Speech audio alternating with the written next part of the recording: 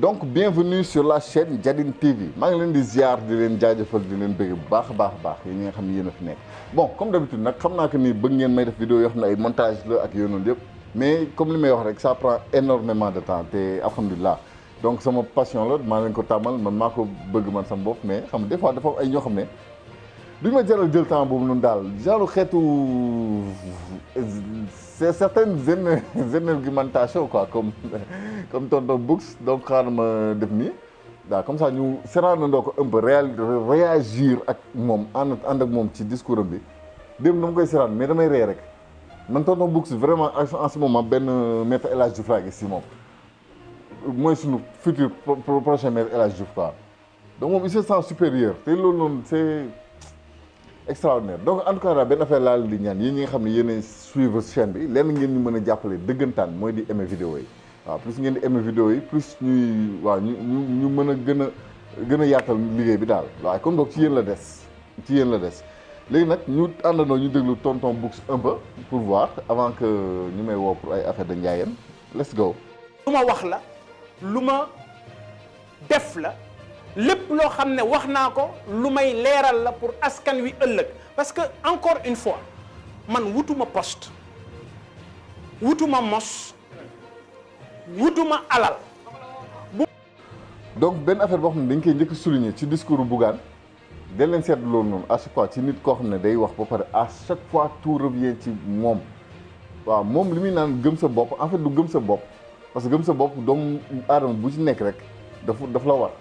gëm sa bopp mënoo gëm yàlla te gëmoo sa bopp c'est impossible mais moom li mu waroon wax mooy gëm Bougane parce que dafa wax gëm sa bopp mais dafa wane gëm Bougane quoi moom boppam la gëm waaw askan bi nag moom li ñu choisir rek li ñu bëgg moom xamal yoroon new si daal mais ne leen ko dëkk bon kii comme comédien. bu ma naree am benn dërëm bu ma sama ñaq mayul yàlla na doon poson ci man yàlla na suma njaboot gën a yées ci njaboot yi ci Sénégal. donc du ma def loolu je ne suis pas bokkuma ci registre yooyu kon li xew c'était important pour que ma leeral leen lan moo tax te bu situation bi ñëwaatoon ma defaat la même chose aw ma benn regret ci li nga xam ne ànduma ak kenn ci élection yi mais 54% yooyu ñuy wax mais ñun dañ ci bokk mais oui. mais Bougane il se prend pour qui c'est am na ñoo xam ne ñun sénégalais comme li ñuy wax rek mais da ngay jël ginaar di ko jaay ba mu mbëkk bu muy commencé mbëkkee quoi foog ni moom nag la donc je pense que man dama jàpp que ni Bougane un peu loolu moo ko xaw a dal waaw parce que dafay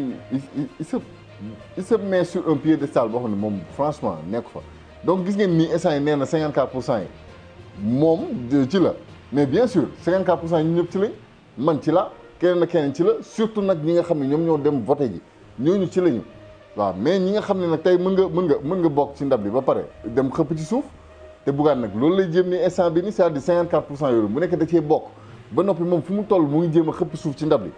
mais kii est-ce que ñun la bokkal ndax Sénégal la bokkal parce que 54% yooyu man su ma koy ndamoo man personnellement li ma ko bokkal ak samay mbokk sénégalais loolu laa koy naboo waaw xëy fajar teel di génn di dem voté ji naan noo fii moom su ma fa demee man maa fay jiitu ndax heure bi ma génn mais bu ma génnee moo dem egg foofu noonu fekk fa ay milliers ay centaines de sénégalais ci xanaa sama centre de vote rek affaire yi def ay rang ma ne sans compter nag ñi ñëw ci journée bi yëpp donc bu nekkee moom il se croit tellement supérieur que ni peut-être sax boo leen ko dégloo te mu ne leen Diomaye 4% la ci am 50% yi moom la ah stop Bougane day nax boppam. ah non nous réclamons ces 54%. Nous sommes actionnaires de ces 54%. et fu ci nekk nag fii yéen ñii toog fii bari na ci yéen ñoo xam ne ñooñu ngeen voté waaw. lii mooy bi mu génnee sorti boobu noonu naan ay xamal nag fu waay neex dem léegi nag fu waay neex dem boobu noonu moom la bëgg mbuboo nii naan ay yéen ñi fi toog nii moom ngeen voté. damay nettali xam nga ñaga ñaaw xam nga ñun dëkk yooyu yëpp dañ ko ripeñ xam ne mooy suñu njiit gëm sa bopp Ndiaganiao moo doonoon maire Ndiaganiao moo doonoon maire Ndiaganiao 15 jours avant les élections daf ma woo ne ma président man Ndiaganiao laa dëkk doomu Ndiaganiao mooy xëccoo incha allah bëgg naa gëm sa bopp fii ci Ndiaganiao bokk ci ñiy ànd ak coalition Diomaye président ma ne ko wallaay li nga wax noonu def ko ma ne ko nit mbokkam ma ne ko def ko. bon bref quoi parce que man bëgguma vidéo bi gudd en même temps mais j'ai vraiment envie xam nga du ma ne solder compte ak Diomaye ak kii sax Bougane quoi parce que vraiment il n'en vaut plus la peine man personnellement moom li may yàgg wax rek sama modèle la woon mais actuellement nii may wax nii sama déception la Bougane est une large énorme déception quoi parce que moom il joue à une politique boo xam ne c'est une politique révolue lii ñuy wax une politique révolue man lii laay woowee une politique paléolithique maanaam jamonoy australopithèque politique boobu lañ doon politique mais par contre dafa bokkul ak dara ak ki nga xam ne moom mooy xam nga Ousmane Sonko daal Ousmane Sonko li mu wax dafa leer Ousmane Sonko li mu wax maanaam képp koo xam ne opposant nga sax bu dee jullit nga di nga ko mën a bàyyi nopp tuuti moom nee na modèle am mooy Seydina Mohamed sallallahu alayhi wa sallam kooku la jël comme modèle politique parce que c'est le meilleur de lépp lu fi doon politicien bi àddina sosoo ba tey moom nag kooku la jël modèle mais tey Bougane boo ko dégloo muy wax Bougane kan la jël modèle Bougane kan la jël modèle keneen ku dul boppam Bougane moom boppam képp la gëm mais léegi le problème mooy que ni ndax dañ koy bàyyi ñun Sénégalais yi di ko seetaan mu toog nii chaque semaine mu bind soit def post soit def conférence de presse lii nii yëpp dafa bëgg rek juste mën a contrecarrer juste mën a doon opposant boobu noonu nga xam que ni man il faut qu'il comprenne quoi il faut que ngeen wax ak waa ji wax leen ko que ni ñun Ousmane Sonko fi ñu ko teg du que ni dañ koo jël nii parce que dafa bëri wax rek ñu jël ko teg ko de non non moom bu nekkee dafa fokk ni ci toog wax boobu noonu loolu la Ousmane Sonko liggéey moo ngi juum parce que Sonko li muy wax mu bëri mu néew l'essentiel dëgg la ñun dëgg boobu noonu lañ gis ci Sonko moom lañ dégg ci moom te moom lañ yëg ci moom léegi nag bu nekkee moom dafa bëgg jaar ci yoon boobu noonu ba pare maanaam muy mëqalte na mut ba rek ci théâtre ba ñaareel ba dégg na aaw bi ak Golbert nekk ci biir muy dégg ay coup rek mu naan ko mëqalte na mut moom comprendre wul mu xëy suba rek jël tàpparka ba dóor ko ci bopp bi loolu moo dal Bougane exactement nag parce que day dégg Ousmane Sonko di wax mais moom il veut tellement s'opposer que ni du réfléchir quoi avant d'agir léegi moom benn affaire la mën def mooy ñee yàq nañu ndab bi naa ci xëpp suuf par tous les moyens naa ci xëpp suuf mais Ousmane Sonko li nga xam ne suuf si mu doon xëpp ci ndabbu Macky Sall suuf boobu noonu suufu dëgg la par rapport ak benn mbaxalu puuj paaj bu amul benn sens bu ñu toggaloon posone ko def ci lépp Sénégalais di ci lekk di dee lépp ci biir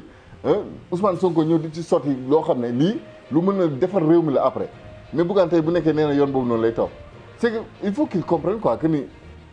il n'a pas cette aura amul kii boobu noonu amoo barke boobu noonu tonton Books dañ ko waxtee dee dafa am loo xam ne yàlla moo koy maye